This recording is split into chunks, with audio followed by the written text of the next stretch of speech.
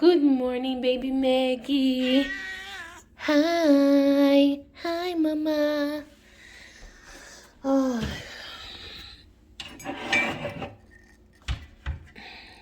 it's breakfast time. So Maggie's already there having hers, and I'm just making her some tea. Today I'm doing the feeling soothed because that's what I need.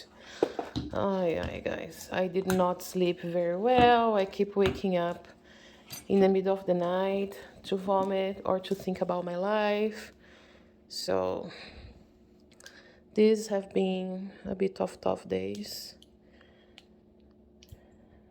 Adding honey here.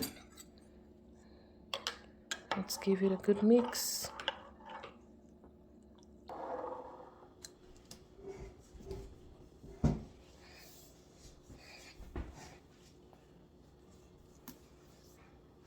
Hello everybody, welcome back to my channel. I'm your girl Tali, and this, is your channel Lemonlady, where we discuss about my breast cancer and a couple of other things. So in my last videos, I told you guys that we are still having these uncertainties about my diagnosis, as part of my team believes that I have stage 3, but I've also heard that I'm stage 2, and now it's the second time that they mention I might be stage 4 cancer, as I do have some things going on in other areas of my body other than the breast and the armpit. These things have been, how can I put it? It's a bit tough when your own medical team doesn't really know for sure what's going on, because you feel so impotent. I'm not a doctor. I know very little about medical stuff, honestly. I know things that I've been through as a patient, but when it comes to cancer, everything is so complex. There are so many types of cancer, so many categories, and so many things going on. It's complicated. I feel like cancer is a very personalized type of disease. That's why also it's a bit tough to find the cure, the complete cure for all the types of cancer. Sometimes what works for one patient will not work for another, and all of that. So I feel definitely very impotent because I don't have the knowledge, and I don't have the capability, the ability to solve this by myself. And this is something that usually makes me feel frustrated, not just about cancer, but about anything in life. If it's something that I cannot solve by myself, I cannot be self-sufficient, I find it a bit hard.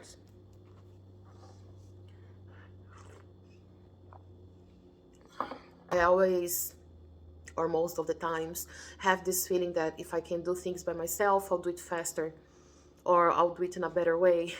I'm a little bit of a perfectionist. I do give opportunity to others to do stuff as well, but I just wish I had control of my health 100%. And at the moment, this is something that is not possible, right? It is possible, though, for me to take control of what I eat, because that's not something that is prescribed. I don't have any food restrictions at the moment, and I'm the one who cooks in the house, and I'm the one who brings the food to my mouth. So this is something I can do. And because of that, I'm mentally preparing myself for a big change in my life. I've always struggled with food addiction, food habits, binge eating, and things like that. I've always been obese since I was a kid, and I've been through, I don't even know how many diets when I was a child and a teenager. Also, in adult life, I've been through a couple of diets, not as many as when I was younger, but yes, it happened, to the point that when I was in my 20s, my cardiologist used to tell me that I was going to die at age 30 if I didn't do a drastic change.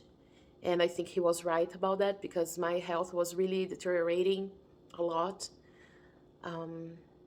I'm not gonna get into too many details in this video about this phase of my life, about my weight. But let me know if you wanna hear about it, about my bypass surgery, and if you wanna know more about, everything I've done so far to lose weight and to keep the weight off. Let me know in the comment section, and then I'll do a special video for you about it. But what I wanted to say is that I've done some drastic changes in my food habits in the past, and it was very, very, very challenging, very tough, but I didn't have an option. And right now with the cancer, um, I just feel like if I could change my food habits again, that would be very beneficial for me. I'm thinking about starting a plant-based diet, preferably a low carb, low fat diet. And this sounds crazy a bit to me even to say it out loud, because I'm gonna miss my meat so much, my Brazilian barbecue, and so many things. So many things. But thinking that, well, as everybody know, you are what you eat. And I think that my disease has a whole bunch of factors. I'm not a doctor, but I think that there is a genetic aspect to it. Even though I'm an adopted child and I've never met my biological family in my life, so I have no history to get based on. But I believe that there's some sort of genetic issues going on. I did the genetic testing and it came out negative, but because this is my second cancer, I still feel like there might have been some case maybe back in the days with my biological family. I don't know, but that's my feelings. Okay, that's what I feel like has happened. Another factor I believe has contributed a lot is my lifestyle. So I've been obese for many years. I had a whole bunch of problems and diseases and comorbidities, and I've been sedentary most of my life. I've enrolled myself at gyms a couple of times in my life, and I did some exercising here and there for sometimes weeks, sometimes a couple of months, but I was never 100% stable with the plan of exercising every single day, or at least most days of the week. And then the stress factor, I think, is a huge, huge, huge one. I've been through life-changing, very, very complicated and negative situations in my life, things that I don't share with people, things that I keep to myself. But yeah, I've been go through a lot of stress in the past years. And if I'm being honest with you, I feel like this, if it's not the biggest, it's probably the second biggest reason why I feel like all this has happened and turned into cancer. Um, yeah, tough times that I believe culminated in this disease. And then there's the food, um, as I mentioned, along with the sanitarism that I feel like has played a big part in this. And last but not least, I feel like there's also a spiritual aspect to it. I believe there is some sort of spiritual battle, spiritual attack, that is culminating in my body responding this way. Let's put it this way, something going on in the spiritual world that has came into the physical level. And from all the things, exercising and eating better are definitely things I can control by myself. The stress, sometimes not as much. It's not something easy for you to control by yourself, because there are a lot of factors that can play a role into this.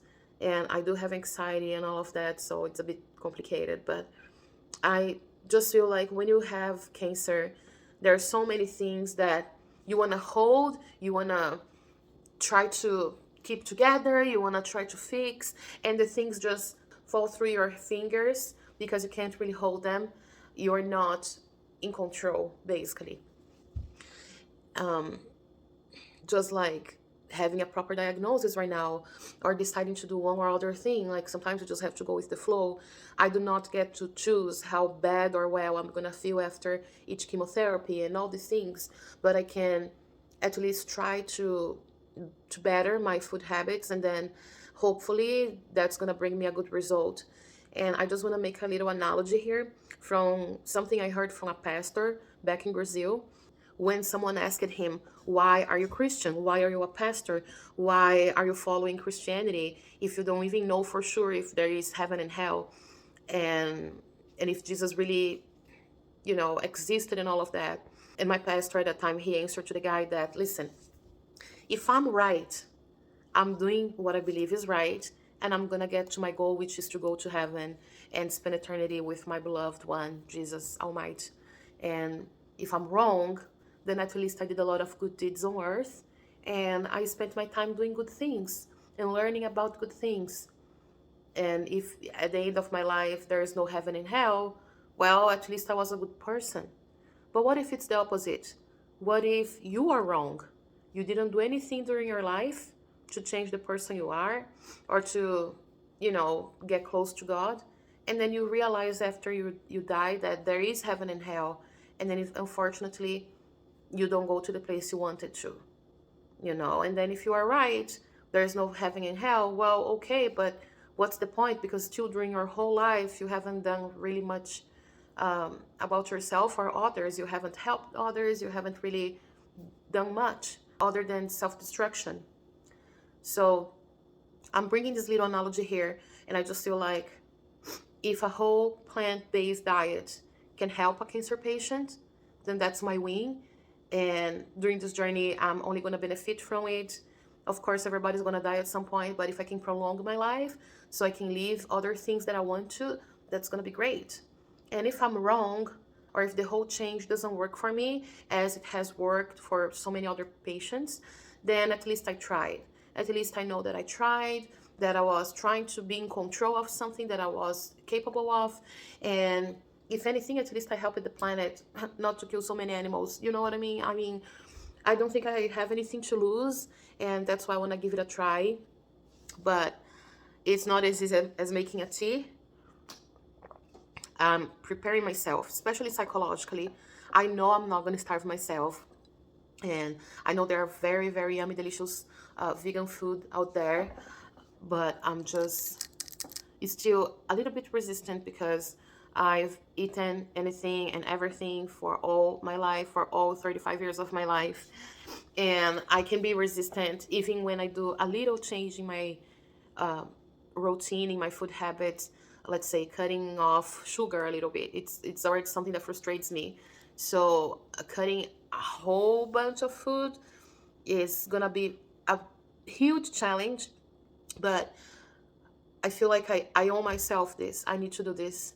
So I'm preparing myself, guys. I'm reading my books, searching, of course, a lot of stuff on the internet. I'm reading recipes. I'm trying to understand how to start. I feel like the worst part is to start because you're so lost. You're not sure what you can, what you can't eat, how to prepare things. I also, of course, don't really have all the ingredients and things like that at home, but I feel like I can do this change. And therefore, for the rest of the week, I'm gonna start transitioning into a vegan diet.